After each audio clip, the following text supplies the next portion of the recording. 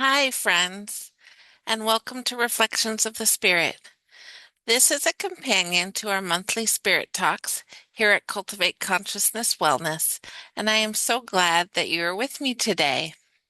Today, we are talking about how we belong and remembering to belong. This is our opportunity to slow down the conversation a little bit.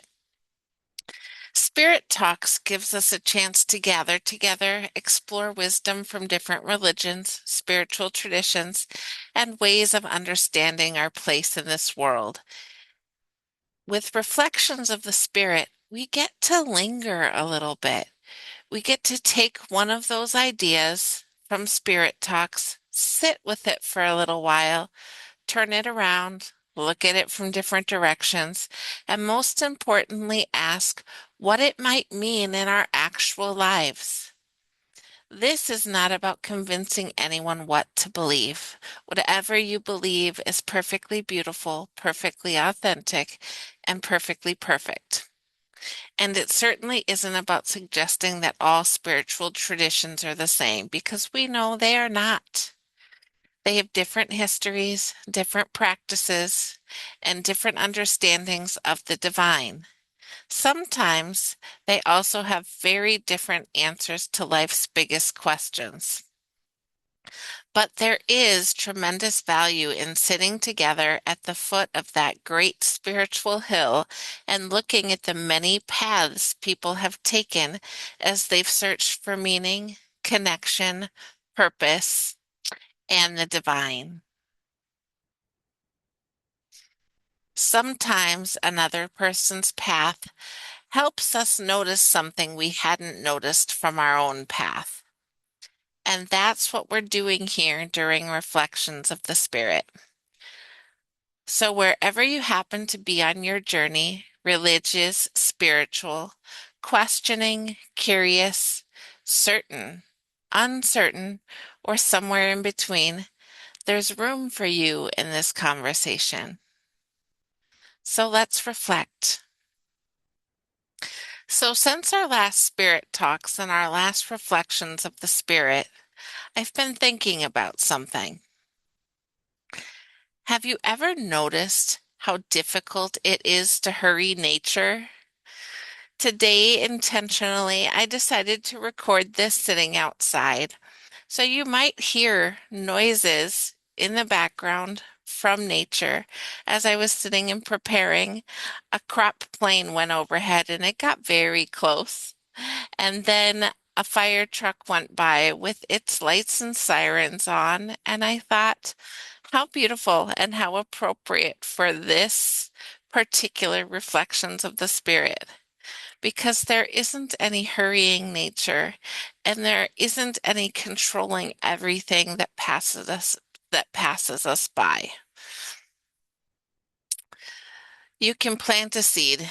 You can put it in beautiful soil, the perfect soil, you think. You can measure the amount of nutrients in the soil. You can make sure it has enough water. You can give it plenty of sunlight or just the right amount of sunlight depending on the plant.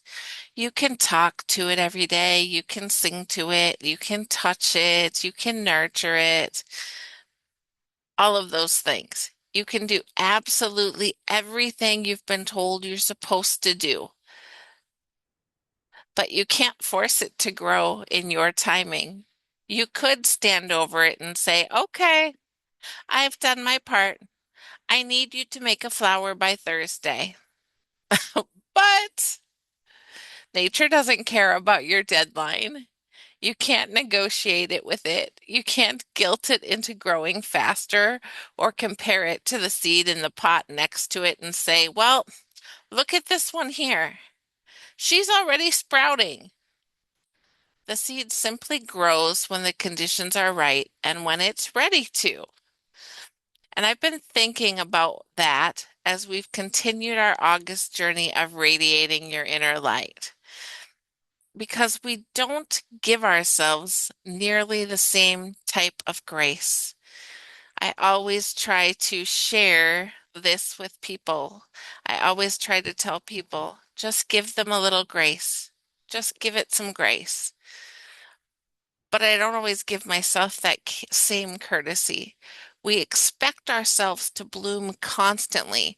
We expect ourselves to produce, to know, to grow, to give, to accomplish, to heal, to stay positive, to have all the answers, and to shine oh so brightly. And when we aren't doing those things, we tend to assume something is wrong with us. We tend to say, oh, I'm not doing enough, or I'm being lazy, or something is wrong with me. I'm falling behind. Maybe we are falling behind, and maybe we're not. Maybe everybody else has figured something out that we haven't. Maybe we should be further along by now. Hmm. But what if we're simply in a different season? That's the question I want to sit with today. Last week, we spent our time together exploring Christian mysticism and the idea that our inner light becomes visible through the way we live, through compassion, forgiveness, humility, service, love, and how we choose to treat one another. This week, we're going to go in a very different direction.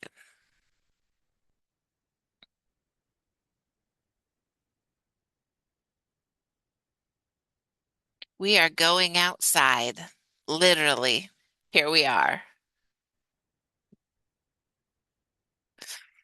We're going to spend some time with three perspectives we introduced during Spirit Talks: Wicca, contemporary pagan traditions, and Gaia-centered spirituality.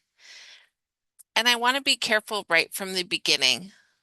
Those are not three names for the same thing. Wicca is a distinct religion with its own traditions, practices, and identity. It developed in the modern era and falls within the much broader family often described as contemporary paganism. However, contemporary paganism itself is an umbrella encompassing many different religions, traditions, practices, and spiritual paths. There isn't one single pagan theology or one universal way to practice it. Gaia-centered spirituality can also refer to different ways of understanding and experiencing our relationship with Earth and the sacred.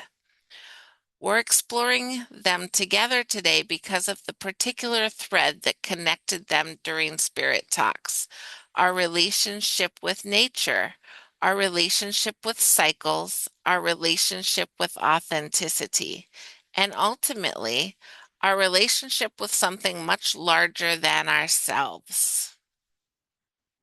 So let's start with Wicca, a beautiful way to honor nature's rhythms. Wicca has different traditions and different ways of practicing within the religion itself. Nature and natural cycles are important within many forms of Wiccan practice. The changing seasons matter. The cycles of the moon matter.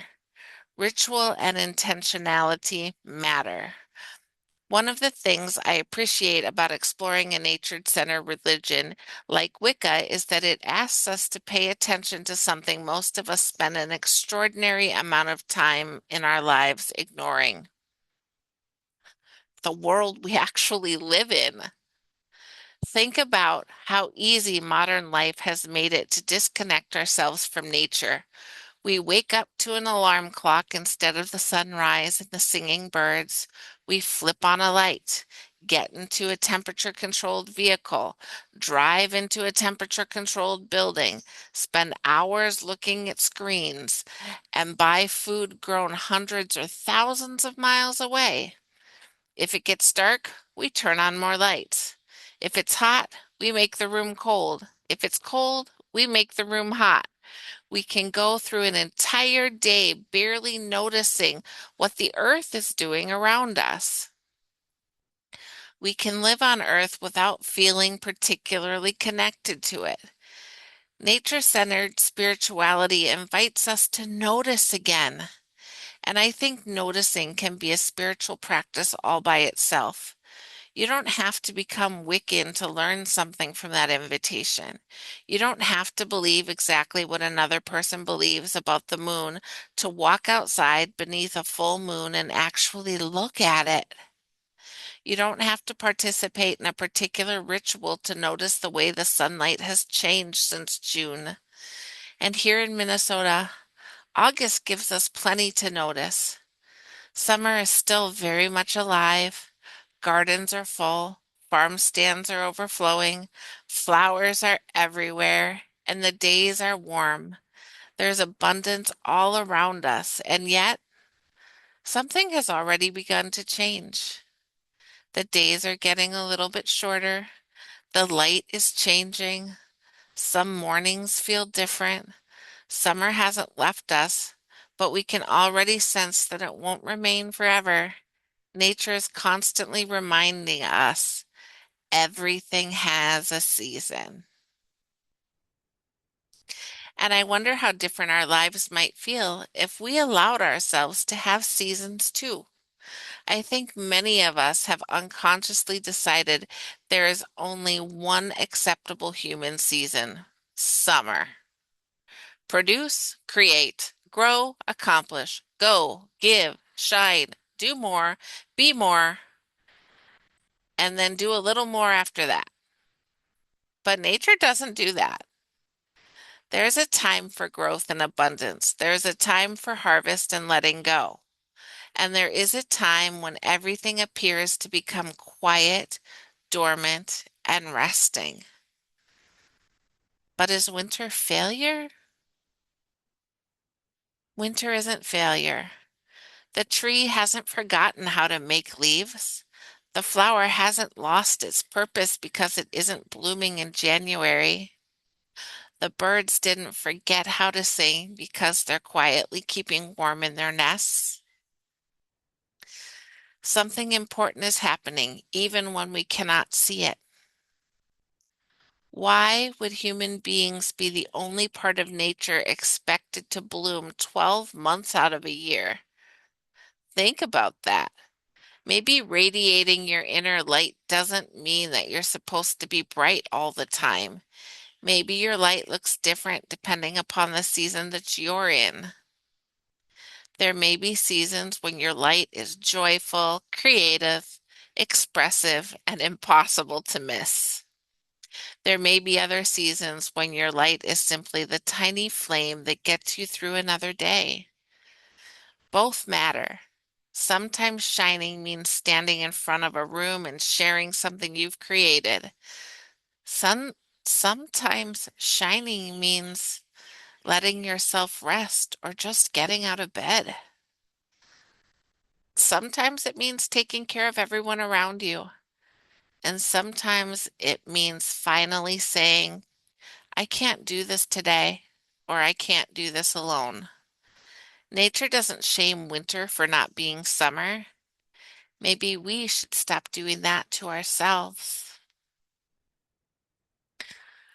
From Wicca, let's widen our lens to the much broader world of contemporary pagan traditions. Pagan is an umbrella term encompassing a wide variety of contemporary spiritual traditions, communities, practices, and beliefs. There's not one pagan theology, one pagan belief system, or one correct way to be pagan. Many contemporary pagan paths place importance on nature, seasonal cycles, personal experience, ritual, interconnectedness, and finding sacredness within the world around us.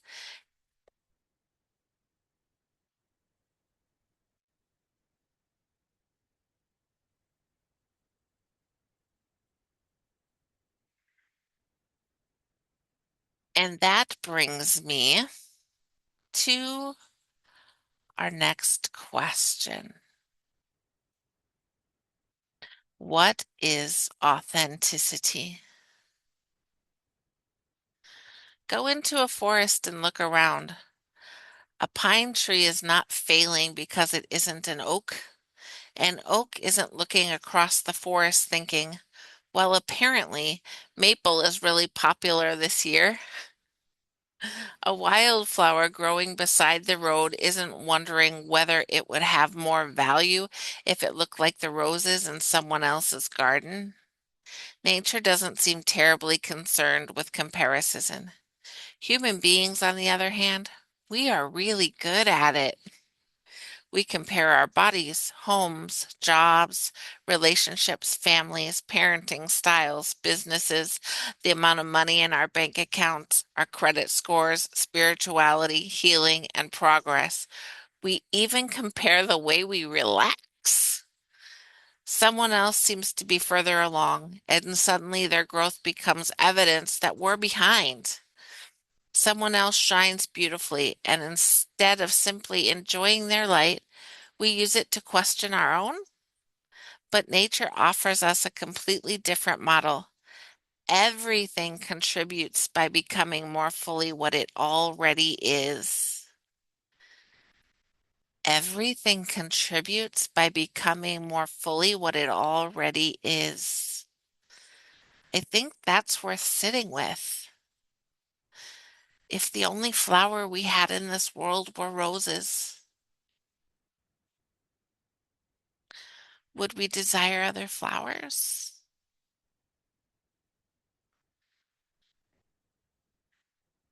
Because what if radiating your inner light isn't really about becoming more impressive? What if it's about becoming more authentic? What if the work isn't, how do I become more like that person? What if the work is, how do I become more honestly and authentically myself? Not the person social media rewards, not the person your family expected you to become, not the person you thought you were supposed to be when you were 10 or 15 or 20 or 30, and not some perfectly healed, endlessly peaceful, spiritually enlightened version of yourself who never gets irritated in traffic or with a family member. Just you, more honest, more aware, more compassionate, more willing to acknowledge your gifts and your limitations, more willing to say, this matters to me and this doesn't. This feels right. This doesn't anymore. I've changed. I don't know. I need help. I need rest. I want something different. That takes courage because authenticity sometimes costs us approval. Human beings crave belonging. We want to know there is a place for us. But I think nature teaches us something incredibly important about belonging. Belonging does not require sameness. Imagine walking into a forest where every tree was identical, the same height, the same shape, the same bark, the same leaves. Every plant and every flower exactly alike, everything arranged perfectly.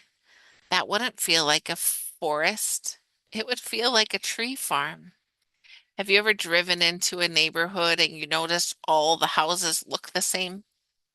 My mom used to call those cookie cutter houses. Like, yep, they took these. You had two or three options if you were building a new house in that neighborhood. You had to pick one and go on. And you ever go and drive into those neighborhoods and notice, everything looks the same here? And then for whatever reason, one person did something different. And it just stands out and it's astonishing and beautiful because it's different. What makes a natural landscape beautiful is its diversity, different shapes, textures, colors, functions, and ways of growing. And yet we admire diversity in nature while spending enormous amounts of time and energy trying to eliminate it from ourselves.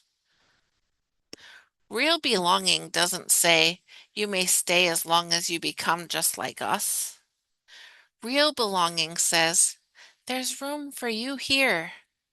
And perhaps part of radiating our inner light is allowing other people to shine differently than we do.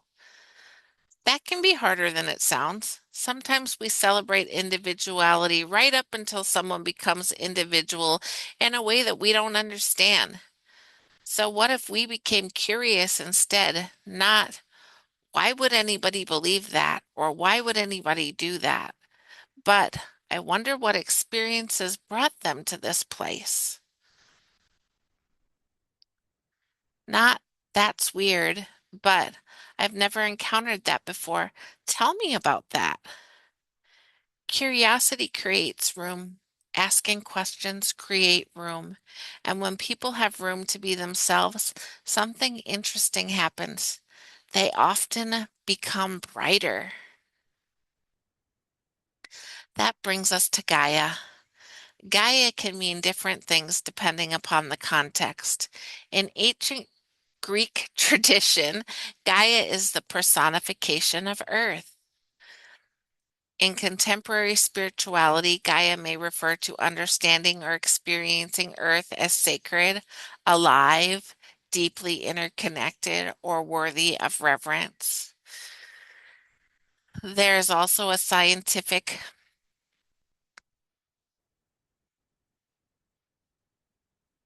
oops, I'm so sorry here, one second.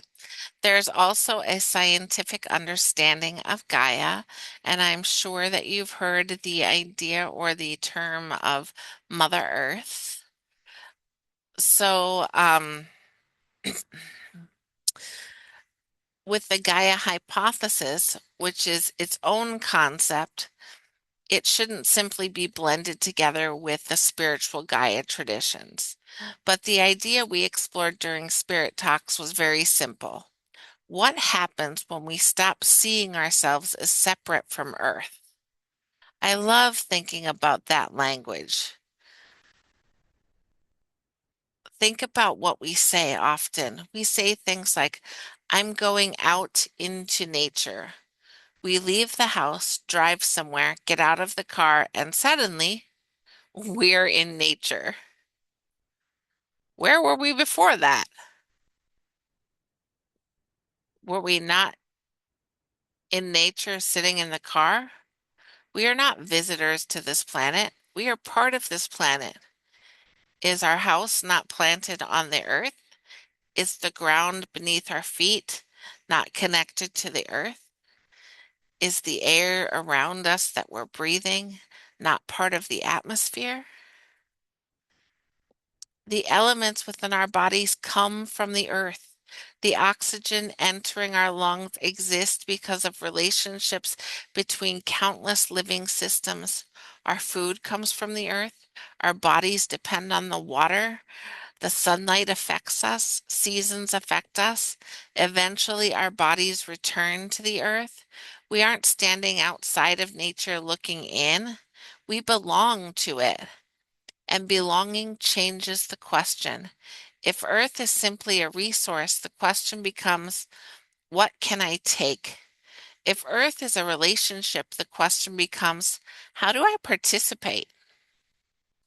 And I think that question reaches far beyond environmental responsibility because interconnectedness also changes how we think about one another. If we're connected, then what I cultivate within myself doesn't stop with me. My choices ripple, and so do yours. Kindness ripples, cruelty ripples, fear ripples, generosity ripples, judgment ripples, compassion ripples, healing ripples, and light ripples.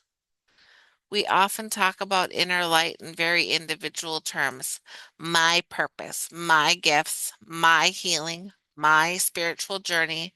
But what if your light isn't only about you? What if what you cultivate inside yourself becomes something you contribute to the whole? When you become more compassionate, someone else gets to experience more compassion. When you heal something within yourself, you may stop passing that wound forward. When you become more authentic, someone watching you may realize they're allowed to become more authentic too. When you choose curiosity instead of judgment, you change the quality of a conversation. When you really listen to someone, you change that person's experience of being seen. None of these things will make the evening news, but communities are made from those moments. Families and relationships are made from those moments. Our collective experience is made from millions and millions of small interactions between people. So maybe radiating your inner light isn't about being the brightest person in the room. Maybe it's about remembering that you are part of the room. You are part of your family, your community, humanity, and this earth. And what you bring to it matters. This is where I think today's perspectives give us something beautiful to consider without needing to pretend they're all teaching exactly the same thing. From Wicca, we can notice the rhythms and cycles of nature and ask where we are honoring the season we're actually in. From contemporary pagan traditions, we can consider authenticity, diversity, sacred connection, and what happens when we stop comparing our way of growing with everyone else's. And through Gaia-centered spirituality, we can consider belonging, relationship, and interconnectedness. Put those ideas beside our August journey of radiating your inner light, and suddenly I think the question changes. Instead of asking, am I shining brightly enough? Maybe we ask, am I living in relationship with who I really am, the season I'm actually in, and the world I'm a part of? Because a light that is authentic doesn't have to compete. It doesn't need to be brighter than somebody else's. It doesn't need applause, and it doesn't have to perform. It simply contributes what it has. Like one tree in the forest, one flower in the field, one star in the sky, one person in a community. Different, necessary, connected. There's one more thing I want to leave you with today. Nature doesn't only give, it receives. That has been a hard lesson for me to learn through my life, and I know many people struggle with this. So let's take a little, sorry about that. Let's take a little bit of a deeper dive into that. Let's look at nature. The soil receives rain, leaves receive sunlight, roots receive nutrients, flowers receive pollinators. Living systems depend upon exchange, an energy exchange, giving and receiving. And I think some of us need to hear that because we've become very comfortable with giving, helping, serving, doing, taking care of everyone, holding everything together, being the dependable one, being the glue, taping it all back together, being the strong one, being the person everyone calls on. But when was the last time you allowed yourself to receive? Maybe radiating your inner light doesn't mean constantly giving more of yourself away. Maybe sometimes it means replenishing the light. What do you need to receive right now? Rest, help, encouragement, connection, silence, joy, time outside, permission to change your mind, permission to say no, permission to just stop for a moment? Maybe you've become very good at being the light for everyone else, but you've forgotten that you are allowed to stand in the sunlight too. You don't have to earn every beautiful thing. Sometimes you can simply receive it. So this week, I'm going to give you a very simple practice. Go outside. That's it. Even if you only have 5 minutes. And if you're physically unable to go outside, that's okay. Just sit near a window and do this from wherever you are. Don't go outside to exercise or pull the weeds. Don't answer emails while sitting on the patio. Don't take your phone out so you can get the perfect picture of the sunset or the sunrise. For just a few minutes, don't accomplish anything. Just notice. Feel the temperature. Notice the light. Look at the sky. Notice what's growing and what's beginning to change. Listen to what's happening around you and then ask yourself, what season am I in right now? Not what season do I wish I were in? Not what season do other people think I should be in? Simply, what season am I actually in? Where am I comparing myself instead of honoring who I am? What is nurturing my light right now? And what is depleting it? And finally, where have I forgotten that I belong? Don't force the answers. Maybe nothing comes, and that's okay. That isn't a test. Nature doesn't seem particularly interested in grading us. Just notice. Perhaps one of the gifts these nature-centered spiritual perspectives offer us is the reminder that spirituality isn't always about looking upward. Sometimes it's about looking around, remembering the cycles, remembering our relationships, remembering that difference is not failure and rest is not failure. We don't have to bloom constantly. Another person's light does not diminish ours. And perhaps most importantly, we can remember that we belong. Next week, we'll continue our journey of radiating your inner light by exploring Sufism. We'll spend some time with one of my favorite images from our spirit talks, polishing the mirror. The idea that perhaps our work isn't always to create more light, but to gently remove some of what prevents the light already present from being reflected. Until then, don't worry so much about whether you're shining brightly enough. Pay attention to what nurtures your light. Honor the season you're actually in. Allow other people to grow in their own way. Let yourself receive. And remember that you are not separate from this beautiful, messy, complicated, interconnected world. You are a part of it.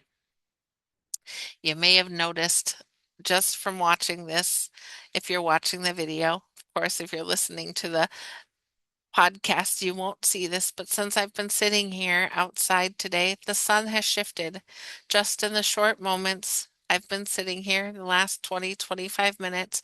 The sun is now beautifully shining on my shoulder and my neck. It wasn't there when we began. Even from moment to moment, day to day, hour to hour, things shift. Nature moves, it changes, it pauses, and we can too. You are part of it. As always, I invite you to carry a little more passion, more footwork, and more energy into the week ahead. Passion reminds us to live intentionally, to pay attention to what matters and what makes us come alive. Footwork reminds us that awareness alone doesn't change our lives. We have to take the next small, meaningful step. And sometimes that is taking a pause and resting. And energy reminds us to nurture ourselves along the way because we cannot sustainably pour into the world from an empty cup. Thank you for spending this time reflecting with me. And until next time, more passion, more footwork, more energy. And as always, peace, love, and pixie dust. I love you.